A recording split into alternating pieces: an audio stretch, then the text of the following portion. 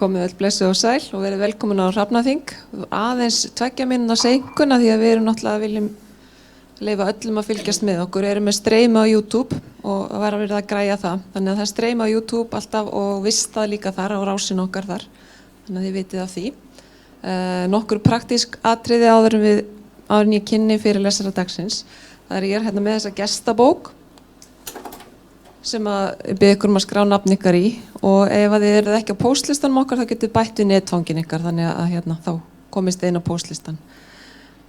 Hitt praktíska atriðið er að þegar Árni hefur lokið fyrirlesturum þá yfirleitt ágætis tími fyrir spurningar þannig að hérna þið vitið og þá fáið hljóðnema þannig að heyrist betur í ykkur þannig að spurningar í lokin. En í dag það sem sagt Árni Einarsson, vistfræðingur og forstöðumaður rannsóknarstöðvarinnar á Mývatni sem ætlar að flytja fyrirlesturinn Vöktun á hrygningu bleikjunnar í Mývatni. Gjörðu svo vel, Árni. Takk fyrir. Heyrið í mér svona. Ég ætla aðeins að fá hérna, engin bendill sem að virkar hérna. Bendill á þessu?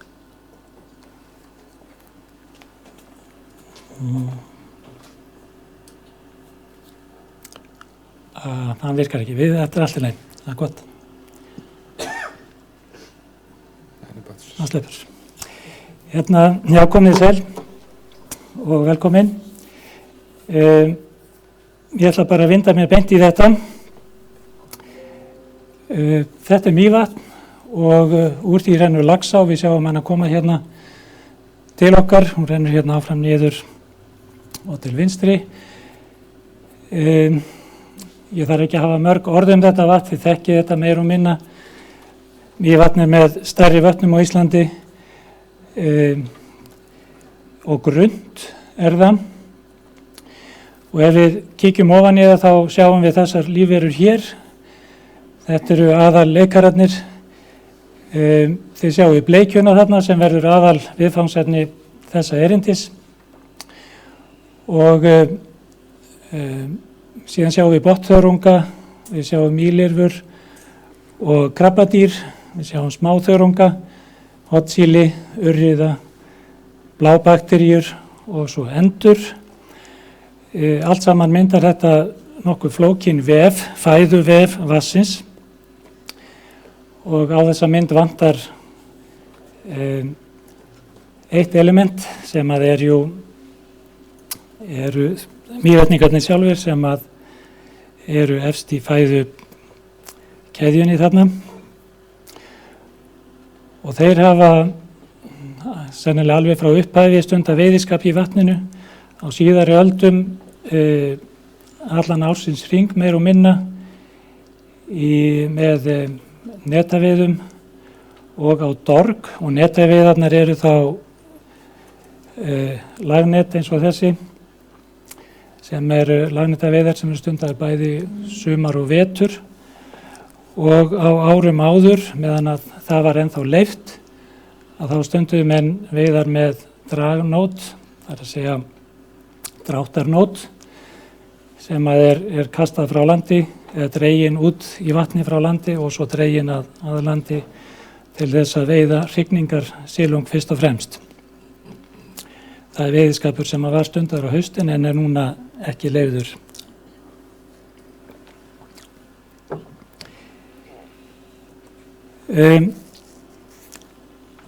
Þegar við komum þarna til Mývatns upphaflega, ég og fleiri upp á 1970, 74,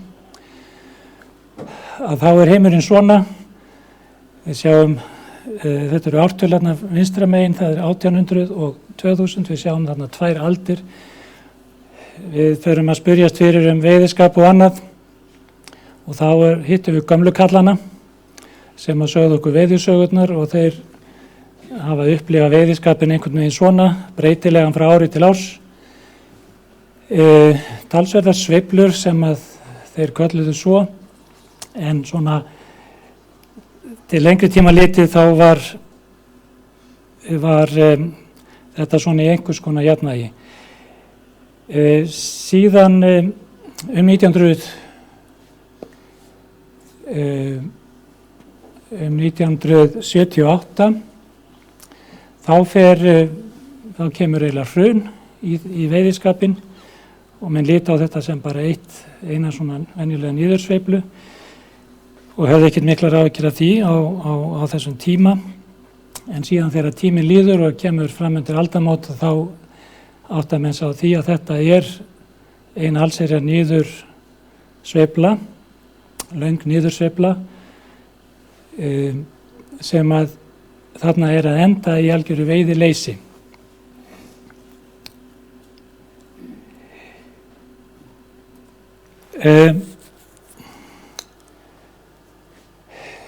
Það var stofnað þarna veiðifélag aldamótin 1900 og þá byrjuðu menn að skrá hjá sér veiðina á kerfisbundinn hátt og þessar tölur eru til og ef við skoðum þær svona aftur í tíma þá sjáum við að veiðin hefur ju verið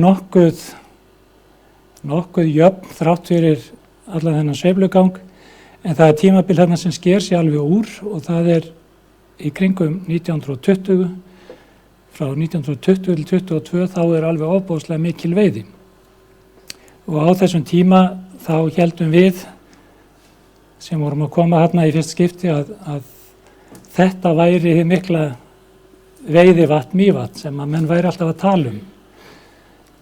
Veiðin hérna á þessum tíma, miðbik aldarinnar væri kringum 20.000 fiskar á ári en þarna fer veiðin upp í 100.000 fisk á ári og það var eitthvað mikið í gangi þarna.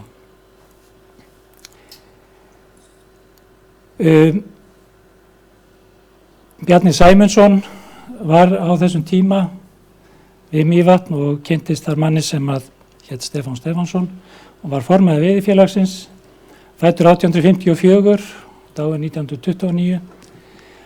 Hann skrifaðist á við Bjarna og lýsti veiðiskapnum á öldum áður miðað við sína reynslu og foreldra sinna og á grundvelli hans lýsingar þá hægt að svona endurskapa þennan veiðiskap. Það að sjá fyrir sig hvernig þessi veiðiskapur hefur verið miðað við það sem seinna varð og ekki síst af því að Stefán hefur líka heimildir frá föður sínum sem að lifir þarna miðja 19. öld. Þannig að hann hefur heimildir alveg frá pappa sínum og afa sínum langt aftur í aldir, svo maður segja.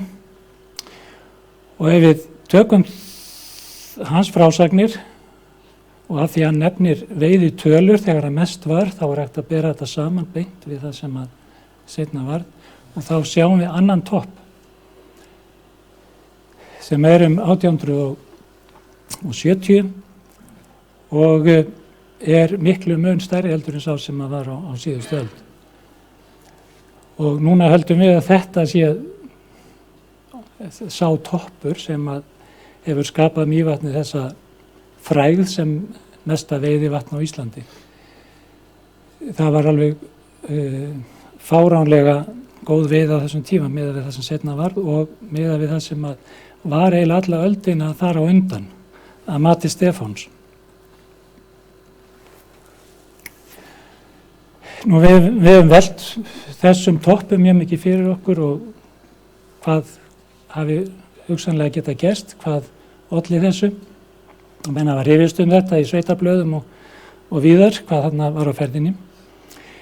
Það var eiginlega Finnur Guðmundsson sem að kom í lykilinn að þessu. Finnur Guðmundsson fuglafræðingur sem að gerði eiginlega fyrstu vatnalíffræði rannsókn á Mývatni.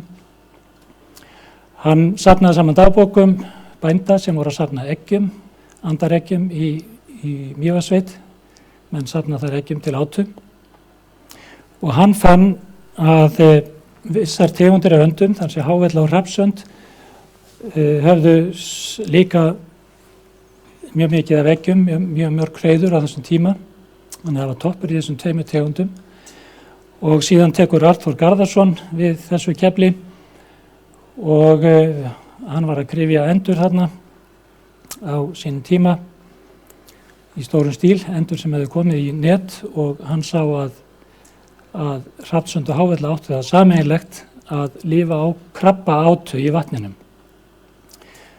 Og við vitum að silungurinn gerir það líka, sömu átunni, og Arthur dró þá ályktun að þarna hefði verið krabbaáta á ferðinni, en það var mjög erfitt að sanna það. Þetta er sú krabbaáta, þetta er kvikindi sem er innan við 5 mm á lengd, kölluð kornáta, og þegar þessi krabbi deyr í vatninu þá varðveitast skeljarnar utan á honum. Það sitja eftir í setlögunum í vatninu og það hægt að taka borkjarna úr setinu og sjá hversu mikið var af henni. Og þegar við vorum komin með þessa 2 stóru toppa í silungsveiðinni þá blasti eiginlega við að þyrfti að taka borkjarna og skoða hvort að við sæjum einhverja kornátu toppa til þess að prófa þessa tilgátu Arthurs. Og það skemmst frá því að segja að þessi 2 línuritið rauða sem ég sýndi ykkur áðan sem er veiðiskapurinn í Mývatni og þéttleiki kornátu í setlögum í vatninu sem er svarta línan fellur mjög vel saman. Það er að segja sérstaklega þessi 2 stóru toppar á 19. öld og í upphæði 20. aldar að þetta eru greinilega kornátu toppar. En kornátan hefur farið hægt og bítandi niður á við, atvið það svarta línan og núna er frekar lítið af kornátu. Aðalátan í Mývatni í dag eru mýflugur og bleikjustofnin í Mývatni er ofurseldur þessum sveiflum sem að þið hafa örugglega heyrt og eru í mýflugustofnunum í vatninu. Þannig að bleikjan hefur ekki kornátu í neinum umtalsverðu magni og er mjög háð þessum sveiflum sem að lífríkið er ofurselt. Ef við skoðum þetta línurit aftur bara til upprifjunar, þetta er 20. öldin, þetta er veiðin í Mývatni, þetta eru hlaupandi meðaltöl, 5 ár tekin saman í einum. Sjáum þennan topp hérna 1920 og síðan sjáum við þetta jafnvægi sem við sjáum miðbik aldarinnar, síðan sjáum við þegar að stofninn fer að raka og við sjáum hann nánast hverfa. Og á þessum tíma er silungurinn friðaður og ef við ferum að skoða að það hefur verið stundar tilraunaveiðar sem Veiðimálastofnun hefur séð fyrir okkur til að skoða aldurssamsetningu og fæðu og annað slíkt hjá bleikjunni og þá kemur í ljós að upp úr 1996 að þá hefur engin smásilungur verið í vatninu. Það er að segja að það er viðkomið brestur að því leyti að smásilungur annarkvort fæðist ekki eða deyr mjög snemma og nær aldrei að vaxa. Á þessum tíma er búið að friða silunginn þannig að það er búið að draga úr þessari ofveiði sem augljóslega var á tímabili en það er eitthvað meira það er einhvers konar fæðuskortur í vatninu eða eitthvað og það blasir við að við þurfum að skoða hvað er að gerast á riðunum. Það er að segja hrygningastöðum silungsins, bara sjá hvað er að gerast. Er silungurinn yfir höfuð að hrygna og ef svo er það eitthvað mjög lítið og hvar er hann þá að hrygna, hvar halast seiðin upp og svo framvegis. Þannig að okkur hefði dreymt að gera þetta allangar hríð en þegar að svo drónatæknin kemur að þá blasti við að við yrðum að reyna það að skoða hvort það var hægt að skoða að sjá riðastöðvarnar úr lofti með drónamyndatöku. Byrjuðum á þessu 2016 segi með þessum dróna hér. Hann bilaði svo á síðasta ári og við fengum annan sem er aðeins betri, með betri myndavél og auðveldara í meðförum, allur liprari og hefur notað þetta núna á riðastöðvunum í 4 ár.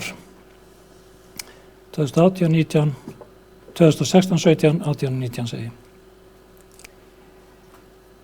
Þetta er semst ástæðan fyrir því að við förum út í það að reyna að skoða riðastöðvarnar og reyna að vakta þær, sjá hvað í gangi þar. Það hefur enginn raunverulega skoðað þær.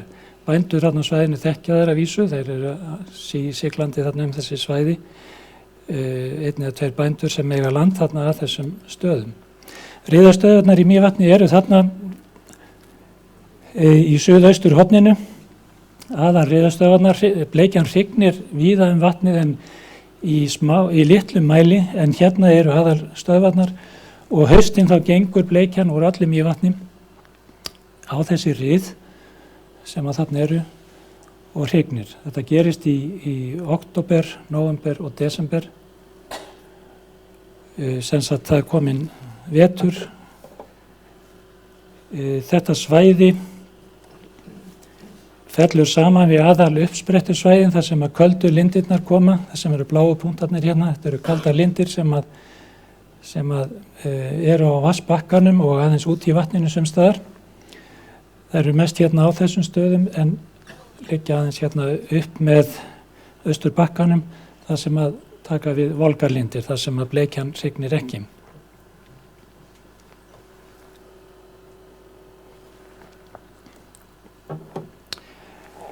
Vatni leggur á veturna, það gerist yfirleitt í október, þannig að þegar bleikjan er að hrygna þá er vatni ísilagt. Nema þar sem að lindastreymið er mest, það er að segja hérna á riðastöðvunum, aðeins hér og hérna sem volguðspretturnar eru. Þetta vatn heitir Grænavatn og þar hrygnir bleikjan yfirleitt ekki, nema eitthvað örlítið kannski.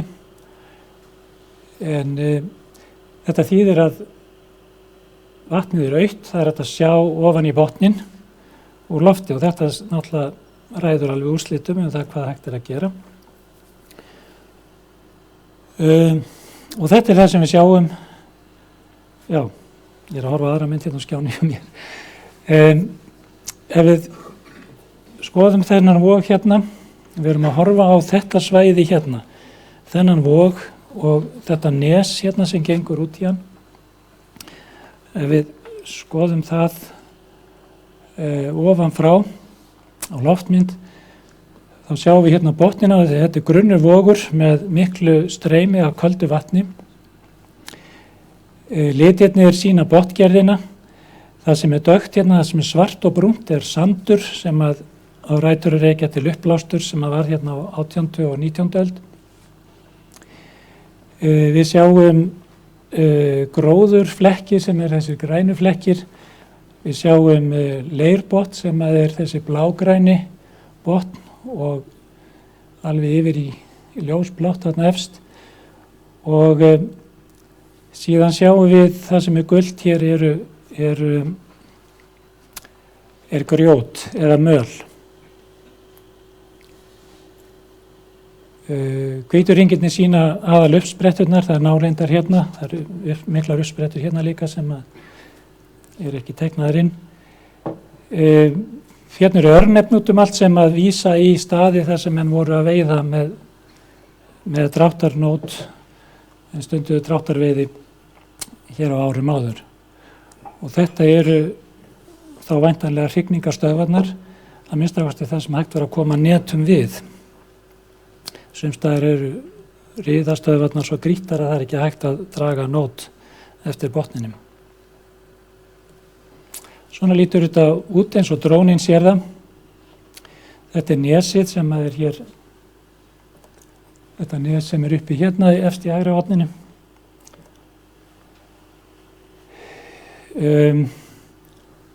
Þetta eru álftir hérna sem að gefa okkur skalan.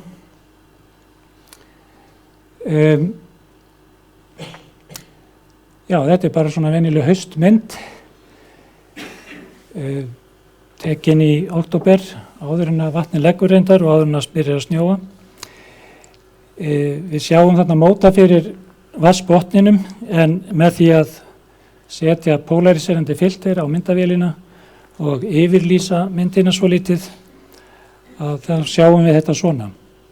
Þá sjáum við allt í einu niður í botnin, vatnið er alveg kristaltært og næsta mynd er tekin lóðrétt hérna inn í þessari vík. og þá förum við að sjá svona munstur. Þetta eru riðastöðvar, eða þetta eru rið með riðablettum, þar sem að bleikjupörin eru að búa sig, eru að hreiðra sig og bleikjuhrygnan mun koma hrognunum sínum fyrir á seinna meir. Þetta eru nokkuð náttúrulega litir, þeir eru oflítið ýktir til þess að draga fram þennan svarta lit á riðablettunum. Riðablettinni verða til af því að hrygnan sópar botnin, hún sópar þunnu leðjulagi ofan af svartri gjallmöl sem þarna. Þannig að blettirnir verða mjög svartir. Og þetta virðist vera mjög auðvelt, það er hægt að telja þessa bletti nokkurn veginn og áætla hvað margir fiskar eru þarna í hrygningarhugleiðingum. Ef maður lætur drónan síga og